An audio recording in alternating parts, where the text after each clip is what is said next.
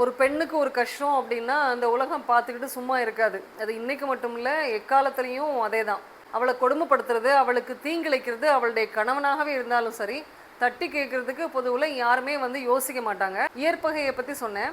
இயற்பகை அவருடைய மனைவிய சிவனடியாருக்கு தானம் குடுத்துடுறாரு. குடுத்துட்டு காவலுக்கு பின்னாடி போறாரு.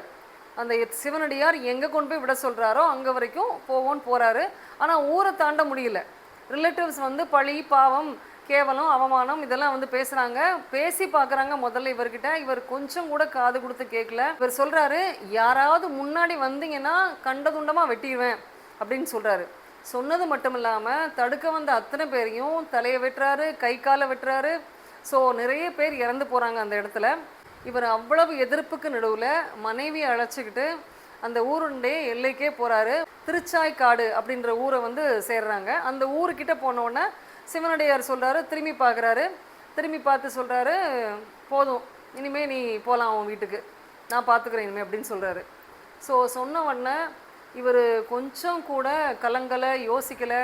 இவ்வளோ காலம் நம்ம கூட மனைவியாக இந்த அம்மா குடும்பம் நடத்தியிருக்குதே, ஸோ இதுட்டு ஒரு பாய் சொல்லிட்டு போவோம். அதெல்லாம் அவர் யோசிக்கவே இல்லை. இந்த அம்மாவை திரும்பி கூட பார்க்கல. இவர் வந்து போயிட்டு வா அப்படின்னு சொன்ன உடனே ஒரு செகண்டு கூட யோசிக்காமல் இவர் டக்குன்னு திரும்புகிறாரு, திரும்பி போகிறாரு. இதை பார்த்த சிவபெருமானுக்கு வந்து ரொம்ப மனசு நெகிழ்ந்துருது. சிவனடியார் அந்த இடத்துலேருந்து மறைஞ்சிடுறாரு.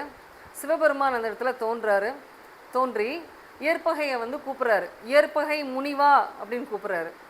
ஸோ இயற்பகையை வந்து முனிவா அப்படின்னு கூப்பிட்றாருனா, ஒரு முனிவர் வந்து எல்லாவற்றையும் துறந்தவர். அவர் ஆக்சுவலாக இல்லற வாழ்க்கையில் ஈடுபட்டு இல்லற வாழ்க்கையில் இருந்து கொண்டிருக்கக்கூடிய ஒரு பர்சன், ஒரு வணிகன்.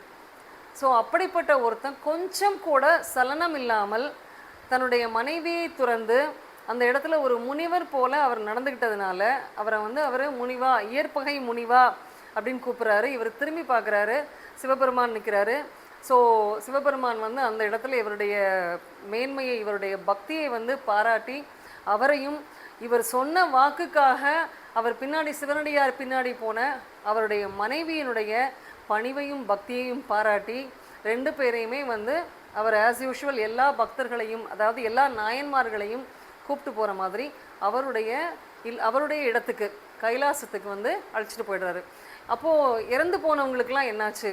இவருக்காக ஃபைட் பண்ணாங்களே, அவங்க மனைவிக்காக ஃபைட் பண்ணாங்கல்ல, அவங்களுக்கெல்லாம் என்னாச்சு? ஸோ அந்த இறந்து போனவங்க, இவர் கூட சண்டை போட்டு இறந்து போனவங்க எல்லாரும் மோட்சத்தை அடைந்தார்கள், அதாவது சொர்க்கத்தை அடைந்தார்கள் அப்படின்றது வந்து ஸ்டோரி.